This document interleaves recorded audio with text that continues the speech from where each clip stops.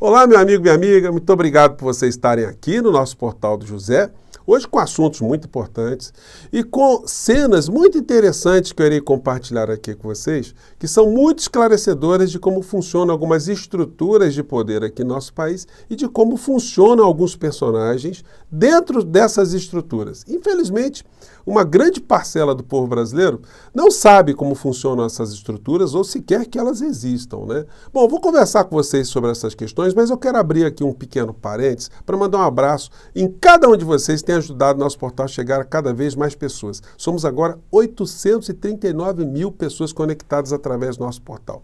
Isso é muito gratificante, porque eu tenho certeza absoluta que você que está aqui no nosso portal nesse momento, você é uma dessas pessoas que quer simplesmente ver um mundo melhor.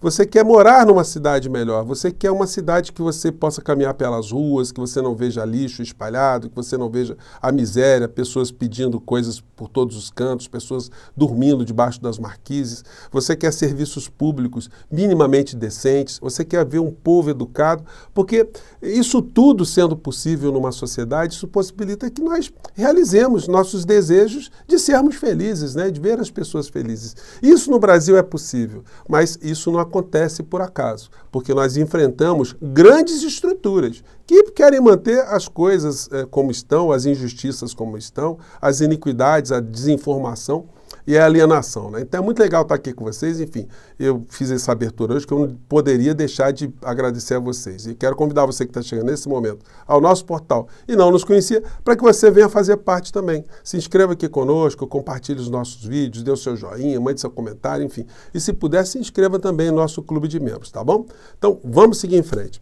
Gente, para a gente mudar algumas estruturas aqui no nosso país, é muito importante ou vital que as estruturas econômicas sejam mexidas também, que as injustiças tributárias elas sejam dissipadas. E uma dessas questões que veio à tona ultimamente é a falta de taxação dos super ricos, aqueles que estão no topo da pirâmide.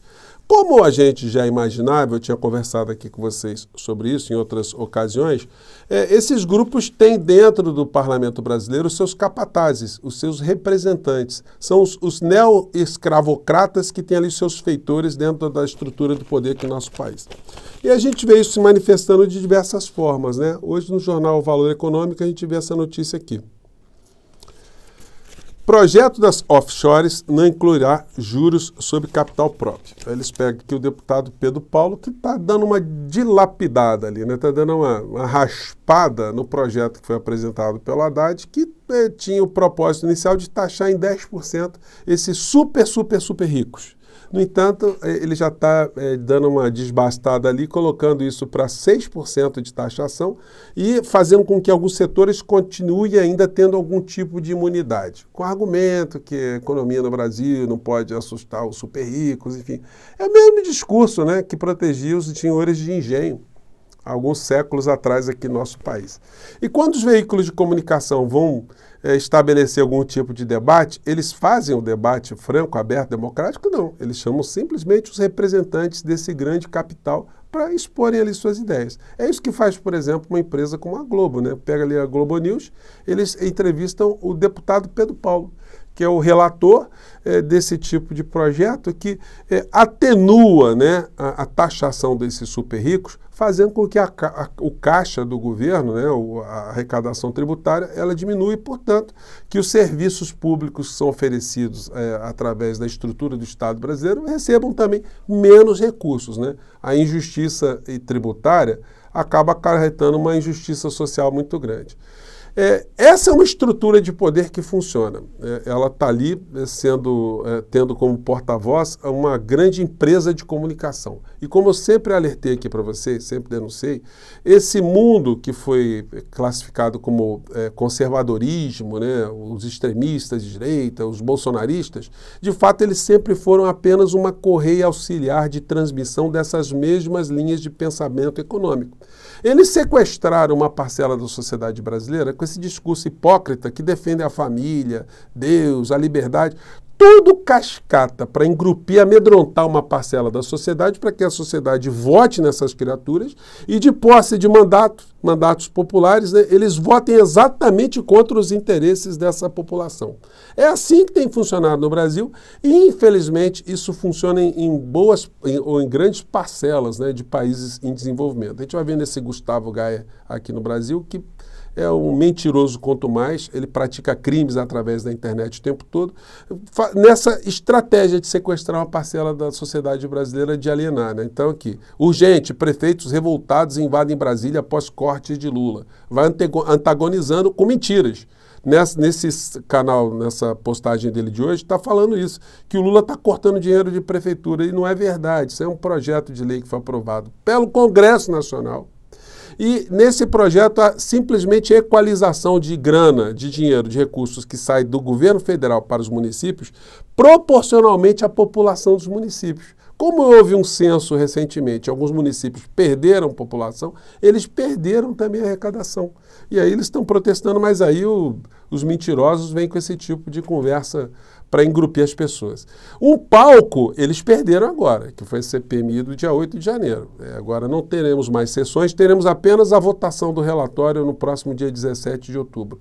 Mas os personagens ali que vão ganhando voz pelos canais de direita, eles vão se manifestando através de canais como esse aqui, né, o Oeste Sem Filtro, né, que vão fazendo ali seus proselitismos com uma base moral, mas na verdade eles querem apenas chamar a atenção de uma parcela da sociedade para que não perceba as coisas que estão acontecendo no mundo concreto.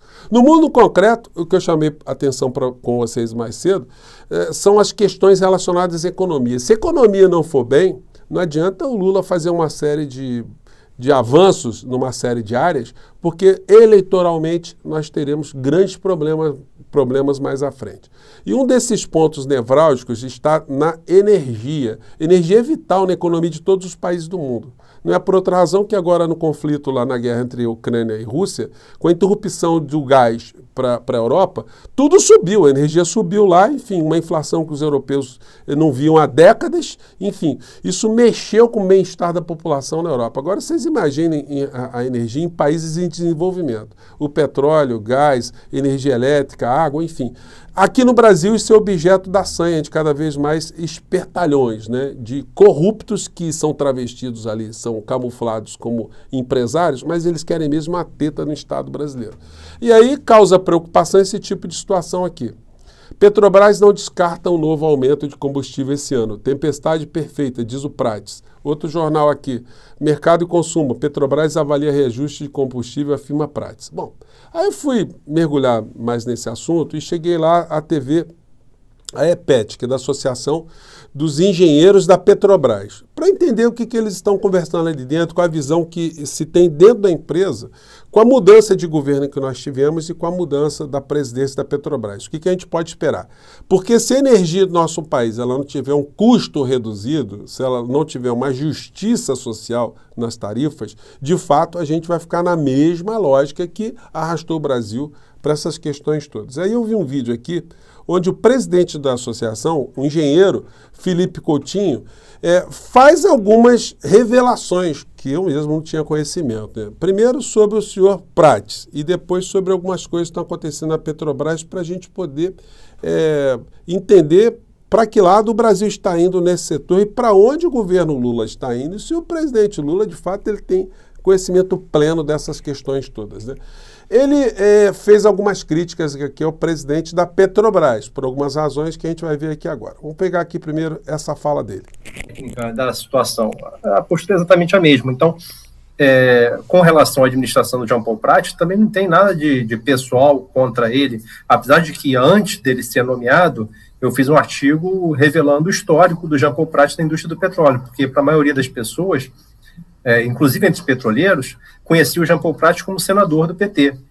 né, mas não conhecia o histórico dele de quase 30 anos como empresário privado ligado à consultoria, prestando consultoria e incentivando a participação das multinacionais estrangeiras no mercado brasileiro, né, defendendo a quebra do monopólio, defendendo o regime de concessão, que a gente sabe que é altamente lesivo aos interesses nacionais, né, defendendo a diminuição da participação relativa da Petrobras em todas as esferas do setor, né? Então, antes dele tomar posse, eu fiz esse artigo que é Jean Paul Prat revelado, que, na verdade, ele foi feito, inclusive, com um levantamento bibliotecário, né? Um levantamento a partir da Biblioteca Nacional, a partir dos arquivos digitais da Biblioteca Nacional. Então, está todo referenciado em cima de artigos que ele escreveu, em cima de entrevistas que ele deu, né? Mas, de qualquer forma, ali mesmo nesse artigo eu digo, se ele for nomeado, porque eu fiz esse artigo antes da nomeação, se ele for nomeado, nós vamos passar a analisar não apenas o histórico até aqui, mas o que ele vai fazer a partir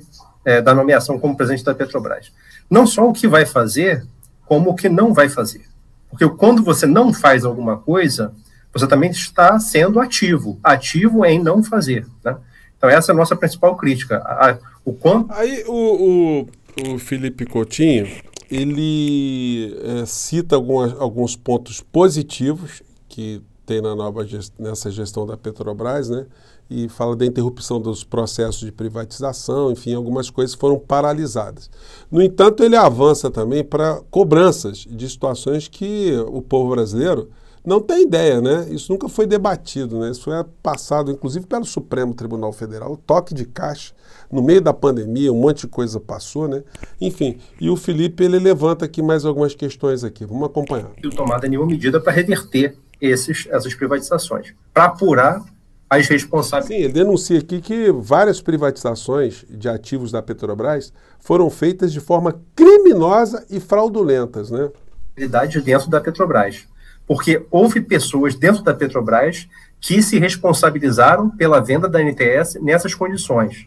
Essas pessoas precisam ser investigadas, auditadas, todo esse processo, e essas pessoas precisam responder dentro da Petrobras e, eventualmente, fora da Petrobras, no âmbito também penal, no âmbito jurídico, no âmbito criminal e todos os âmbitos aí possíveis do direito, né? Então, a Petrobras precisa defender o seu patrimônio e fazer uma auditoria de como esse patrimônio foi alienado, apurar os responsáveis e, eventualmente, fazer, inclusive, acusações no âmbito criminal fora da Petrobras. Primeiro passo, auditoria. Segundo passo partir para uma negociação direta com os compradores, colocando a realidade. Olha, vocês praticamente foram receptadores de uma mercadoria roubada, de um ativo roubado. Existem diversos meios pelos quais o Brasil está respaldado, em termos jurídicos, tanto na justiça brasileira quanto na justiça internacional, como demonstra o professor Gilberto Bercovitch e um colega seu da Universidade de São Paulo, num livro sobre a necessidade da reestatização dos ativos que têm sido privatizados no Brasil. Então, não existe nenhuma dificuldade no âmbito jurídico para que isso seja feito. O que tem que ser colocado é uma negociação, depois da auditoria, uma negociação direta com esses compradores, com esses receptadores, né? Vamos fazer também uma auditoria nas condições em que isso aconteceu e, se for o caso, né, pagar uma indenização, uma compensação pelo dispêndio que eles tiveram nesse período. Gente, eu acho essa fala do presidente da EPET extremamente grave, né? O que ele está dizendo aqui, as coisas que foram levantadas. E que a gente nunca teve conhecimento. Então, nada como a gente ter esse tipo de espaço aqui para poder reverberar essas coisas, para ficarem servindo também como alertas, para a gente entender o que aconteceu no Brasil, o que está acontecendo agora e o que é necessário ser feito para justamente reverter todo tipo de iniquidade, de patifaria, de negociata que aconteceu no Brasil, principalmente ali no âmbito da Petrobras, com o discurso que a Petrobras tinha passado por tudo aquilo que a gente viu, e também na Eletrobras, que precisa receber uma lupa em cima. Porque se essas questões da energia elas não forem enfrentadas, de fato o governo terá muitas dificuldades. E não tendo comunicação, não tendo um acesso, não tendo uma aproximação com a sociedade para esclarecer essas situações, ficará cada vez mais refém dos grandes grupos de mídia. Bom, espero que alguém dentro da estrutura de poder ali do governo, na área de comunicação, esteja minimamente sensível com essas questões, né? Nós fazemos aqui a nossa parte, jogando aqui os alertas, jogando as questões para o conhecimento do máximo de pessoas que a gente pode, tá bom?